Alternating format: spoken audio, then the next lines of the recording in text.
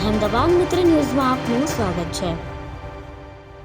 બાલ તીર્થ કેળવણી મંડળ સંચાલિત ઉત્તર બુનિયાદ શાળા ખાતે 79માં આઝાદી પર્વની ઉજવણીના રંગબેરંગી કાર્યક્રમો વચ્ચે હર્ષોલ્લાસથી મનાવવામાં આવ્યું હતું। કાર્યક્રમમાં જાણીતા માનવતાવાદી તબીબ ડોક્ટર લાખાણીના વરદ હસ્તે રાષ્ટ્રધ્વજને સલામી આપવામાં આવી હતી।